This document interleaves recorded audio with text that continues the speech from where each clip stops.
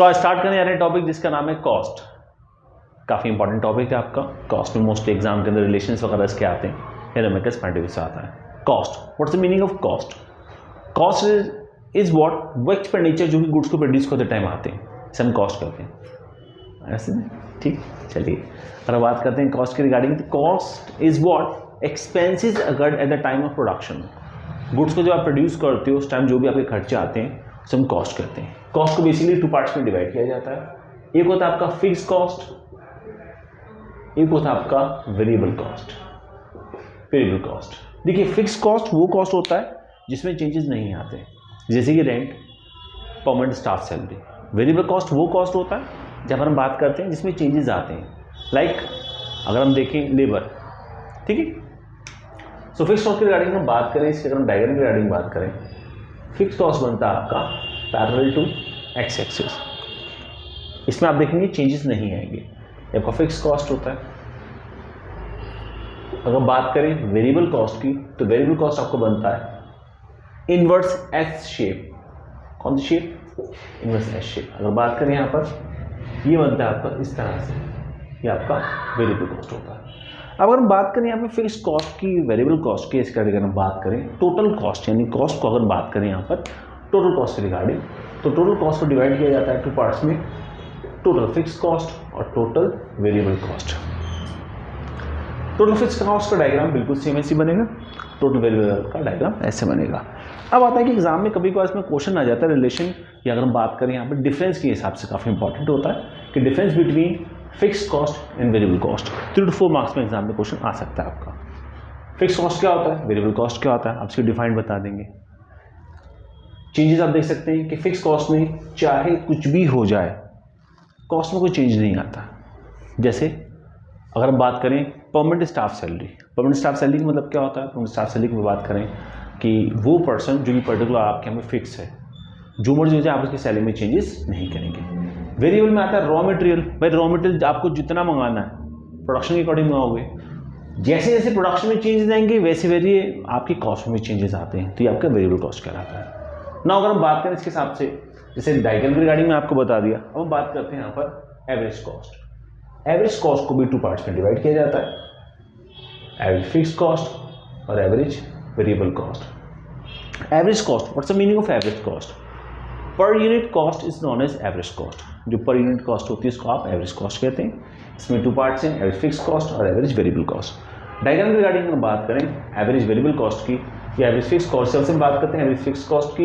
यह बनता है आपका like indifference curve. Indifference curve आपने पढ़ा हो, इसके रिगार्डिंग आप पता होगा इंडिफरेंस कर्व क्या होता है। तो इसके पीछे रीज़न क्या होता है, यहाँ पे ऐसा क्यों बनता है, इसके पीछे क्या रीज़न है कि जैसे जैसे आप पर यूनिट कॉस्ट प्रोडक्शन बढ़ता रहेगा, कॉस्ट का बर्डन भी रिड्यूस होता रहेगा। फॉर एग्जांपल आप एक पर्टिकुलर किसी इंस्टीट्यूट के अंदर है, वहाँ पे 10,000 रेंट है वहाँ का, एक स्टूडेंट पढ़ रहा है, उसकी फीस है 1,000 rupees.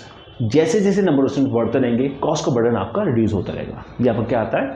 Average fix cost. Average variable cost के रिगार्डिंग हम बात करें, ये बनता है आपका डायग्राम, क्योंकि मोस्टली कॉस्ट के अंदर जो इश्यूज आते हैं डायग्राम्स के अंदर आते हैं, कॉस्ट में जो इश्यूज आते हैं नॉर्मली आते हैं आपके नुमाइकास के अंदर, तो उसके रिगार्डिंग हम यहाँ पर आज बात कर रहे हैं।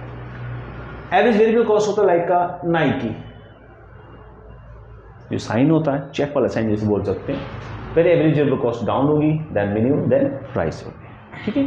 अब हम इसकी बात करें यहाँ पर मार्जिन कॉस्ट के रिगार्डिंग, मार्जिनल कॉस्ट, तो मार्जिन कॉस्ट का जो डायग्राम बनेगा ये बनेगा लाइक, इसको याद करने के हिसाब से आपको बता रहे हैं, ऐसे नहीं कि पर्टिकुलर उसका नाम ही है हॉकी, चक दे इंडिया का हॉकी जो होता है इस तरह से यहाँ बनता है, लाइक देख सकते हैं इसको इस फॉर्म में।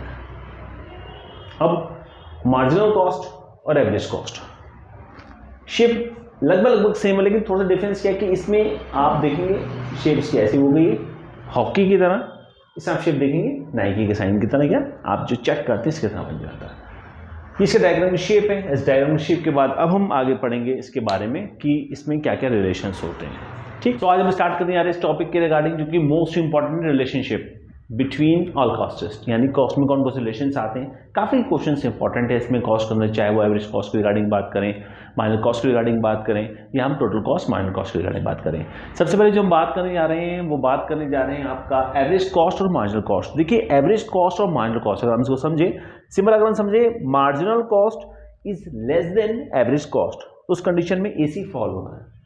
जब बात आती है MC इक्वल टू AC होगा, उस कंडीशन में AC मिनिमम होगा, और जब MC मोर देन होगा AC से, उस कंडीशन में AC राइज होगा। कैसे समझते हैं, देखिए डायग्राम को समझिए आप। डायग्राम देखिए, पहले AC फॉल हो रहा है, देन मिनिमम, देन राइज। यहाँ पर आप देखा फॉल, मिनिमम, राइज। उसके बाद अगर आप देखिए यहाँ पर AC फॉल हो रहा है, बट MC की रिगार्डिंग हम बात करें, MC आपका फॉल होकर इंक्रीज होना स्टार्ट हो गया। E पॉइंट पर MC और AC एक दूसरे के इक्विवेलेंट होंगे। आफ्टर दैट अगर हम बात करें, यहाँ पर MC भी राइज हो रहा है, AC भी राइज हो रहा है, बट MC आपका उसका जो रेट होगा वो ज़्यादा होगा AC की कंपैरिजन में। नाउ अगर हम बात करें रिलेशनशिप बिटवीन ABC और MC, देखिए अगर आपने AC और MC का रिलेशन अच्छे से कर लिया, उसके बाद अगर हम बात करें, सेम है सब कुछ, आप देखें सारा रिलेशन सेम है, बट जहाँ पे AC लिखा है यहाँ पे ABC लगा दो, बाकी पूरा as it is relation same है, डायग्राम में चेंज होगा बस। डायग्राम की शेप आप देखें, ABC की शेप आपकी इस तरह से बन जाएगी, MC आपकी नॉर्मली बनती है। आप देख सकते हैं MC is less then ABC, ABC will fall, when MC equals to ABC, ABC will minimum, और when MC is more than ABC, ABC rise। ये बात आती है उसके बाद। ना हम बात करें यहाँ पर कि MC, AC और ABC, अगर ये तीन के तीन रिलेशंस कंबाइंड आ जाए, उस कंडीशन में क्या होना है, जो चीज़ आपने यहाँ पर करी, जो चीज़ आपने यहाँ पर करी, दोनों को मर्ज कर देंगे, देन यहाँ पर आ जाएगा। जैसे क्या करना है आपको, आपको देख सकते हैं पहले ABC फॉल हो रहा है, देन AC भी फॉल हो रहा है। आफ्टर दैट AC और ABC मिनिमम है, देख सकते हैं minimum.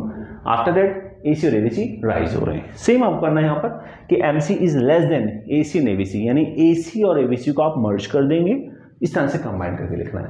And MC is less than AC and ABC, AC and ABC will fall. After that and MC equals to AC and ABC, after that AC and ABC minimum, और MC is more than AC and ABC, AC and ABC will rise. ये आपका important topic है काफ़ी, जो कि exam के हिसाब से काफ़ी इंपॉर्टेंट है। ना हम बात करें TC और MC का relation. TC total cost, MC is the marginal cost. Total में समेशन होता है फिक्स एंड वेरिएबल कॉस्ट, इस वजह से कभी भी TC जीरो से स्टार्ट नहीं होगा। पहली चीज़ कहाँ से स्टार्ट होगा, यहाँ से स्टार्ट होगा, कभी जीरो से स्टार्ट नहीं होगा, क्योंकि TC समेशन होता है टोटल फिक्स कॉस्ट का और टोटल वेरिएबल कॉस्ट का। अब अगर हम बात यहाँ पर करें, देखें इसकी आप शेप देखें, पहले इंक्रीज हो रहा है, देन स्टॉप हो गया, देन राइज होना स्टार्ट हो गया। यहाँ पे MC को देखें, पहले फॉल हो रहा है, देन मिनिमम, देन राइज। यही इसका रिलेशन बन जाता है फर्स्ट कि TC rises eight decreasing rate, TC rise हो रहा है डिक्रीजिंग रेट से, बट MC क्या हो रहा है आपका डिक्लाइन हो रहा है। नेक्स्ट हम बात करें TC स्टॉप, जैसे TC स्टॉप हो जाएगा MC क्या हो जाएगा आपका मिनिमम, MC आपका मिनिमम हो जाएगा। आफ्टर दैट जब TC राइज होगा इंक्रीजिंग रेट से, जैसे TC राइज होगा इंक्रीजिंग रेट से, ऑटोमेटिकली MC भी इंक्रीज हो जाएगा। ये आपका रिलेशंस का टॉपिक था, जो कि काफी इंपॉर्टेंट है, इसको अच्छे से आपको करना एग्जाम के लिए। So welcome back to another video. इस वीडियो में डिस्कस करने आ रहे हैं न्यूमेरिकल क्वेश्चन कॉस्ट के। इस वीडियो में बेसिक हम बात करेंगे न्यूमेरिकल क्वेश्चन, जो कि मोस्ट इंपॉर्टेंट होते हैं। क्वेश्चंस आपके तरह तरह के आते हैं, शायद डायरेक्ट में भी दे सकते हैं क्वेश्चंस आपको क्वेश्चंस को फिल इन द ब्लैंक्स के फॉर्म में भी दे सकते हैं। मोस्टली क्वेश्चंस जो आते हैं वो आपके फिल इन द ब्लैंक्स के फॉर्म में आते हैं। अब चाहे वो केवी एग्जाम हो, कोई भी एग्जाम हो, किसी भी तरह का, चाहे गवर्नमेंट, अब आप देख सकते हैं गवर्नमेंट का पेपर देखेंगे उठा के, तो नॉर्मली क्वेश्चंस आपके इसमें आपके फिल इन द ब्लैंक्स वाले आते हैं। सबसे पहले हमको समझना पड़ेगा फार्मूलेस। आइए सबसे पहले फार्मूला समझते हैं। देखिए टोटल कॉस्ट, टोटल कॉस्ट का फार्मूला होता है total fix cost plus total variable cost, first formula. Second होता है average cost into total quantity, और इसका एक फार्मूला होता है समेशन ऑफ मार्जिनल कॉस्ट। इस पर मैं लगाता हूं स्टार। स्टार का मतलब है एक्सेप्शन केस में। एक्सेप्शन केस का मतलब क्या हुआ, जहां में सिर्फ टोटल कॉस्ट, मार्जिनल कॉस्ट और एवरेज कॉस्ट दे रखी हो, वहां पर ये फार्मूला यूज किया जाएगा। नेक्स्ट हम बात करते हैं टोटल फिक्स कॉस्ट की। फार्मूला होता है टोटल कॉस्ट में से जब आप टोटल वेरिएबल कॉस्ट को लेस करेंगे, देन आपका टोटल फिक्स कॉस्ट आता है। दूसरा फार्मूला होता है आपका average fix cost into total quantity. Next is total variable cost. Total cost में से जब टोटल फिक्स कॉस्ट को लेस करेंगे, टोटल वेरिएबल कॉस्ट आएगा। नेक्स्ट फार्मूला होता है इसका average variable cost into total quantity.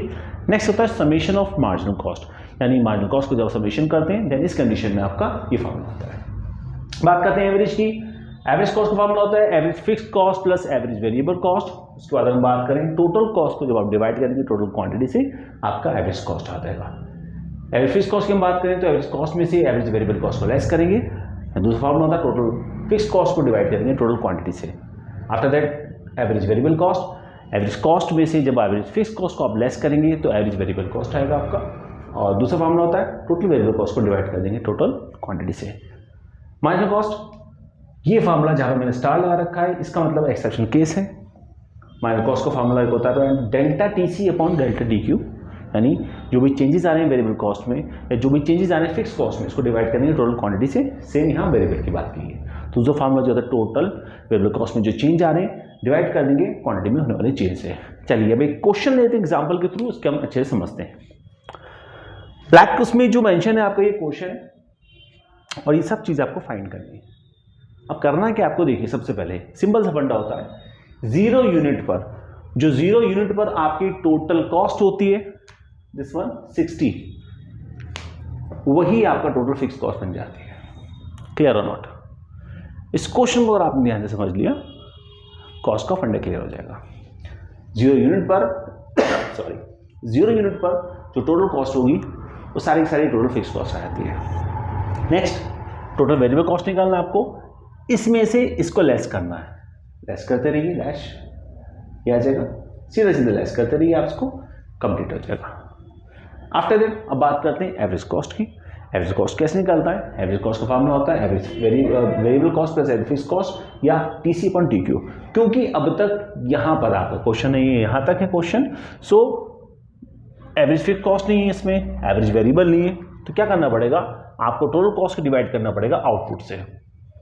Total cost को आउटपुट से डिवाइड किया, दिस 80 को 1 से डिवाइड करा, ऐसा डिवाइड कर देंगे सिंपल सिंपल, ये आपका एवरेज कॉस्ट आ जाएगा।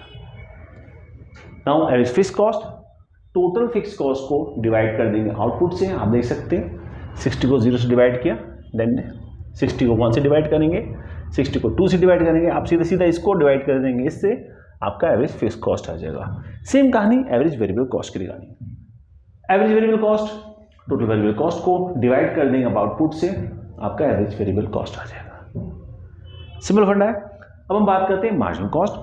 तो अब जैसे छोटा सा क्वेश्चन माइंड में आ जाता है बच्चों के, भाई सर मार्जिनल कॉस्ट में आपने ये फार्मूला भी लगा रखा है, ये भी लगा रखा है, कंफ्यूजन आ जाती है कौन सा हम यूज़ करेंगे। तो मैं आपसे पहले ही बता रखा है जहाँ मैंने स्टार लगा रखा है इसका मतलब है ये आपका एक्सेप्शनल केस है। एक्सेप्शनल केस वो कंडीशन होगी जहाँ पर आपको सिर्फ टोटल क्वांटिटी दे रखी हो, टोटल कॉस्ट दे रखा हो, मार्जिनल कॉस्ट दे रखी हो और एवरेज कॉस्ट दे रखी है। सिर्फ इसी कंडीशन में स्टार वाले फार्मूले यूज होंगे, अदरवाइज हमेशा प्रायोरिटी किसी को देंगे, टोटल वेरिएबल कॉस्ट वाले को। जैसे आप देख के चलेंगे यहाँ पर total variable cost first unit पर जो टोटल वेरिएबल कॉस्ट होगा वही एवरेज वेरिएबल कॉस्ट होगा, वही मार्जिनल कॉस्ट होगा। कुछ इंपॉर्टेंट लाइन जो आपको ध्यान देनी है। सेकेंड इज, अब क्योंकि आउटपुट आपका लगातार दे रखा है, क्वांटिटी के साथ दे रखा है, कोई गैप नहीं दे रखा, आप सीधा सीधा डिफरेंस ले लो टोटल वेरिएबल कॉस्ट का। फर्स्ट यूनिट पर आपने लिया 20, आफ्टर दैट 40 में से 20 लेस करा, 20 51 में से लेस करा, आप लेस करते रहोगे सेकंड में से फर्स्ट टर्म, ये आपका इस तरह से आ जाएगा। सिंपल फंडा है। तो इस तरह से इस क्वेश्चन को आप अच्छे से करेंगे। अब एग्जाम में कई बार क्या होता है कि कभी कभार वो चीज़ क्या करते हैं कि आपको फिल इन द ब्लैंक्स वाली फॉर्म में दे देते हैं क्वेश्चन, जैसे लाइक बीच में से ये गायब कर दिया, ये गायब कर दिया, ये नंबर गायब कर दिया, तो जो नंबर आपको गायब कर देगा फिल इन द ब्लैंक्स वाला होगा, उसका आपको फिल करना होगा, उसके लिए आपको ये फॉर्मूले क्लियर होने चाहिए। तो इस फॉर्मूले को आप अच्छे से क्लियर करो।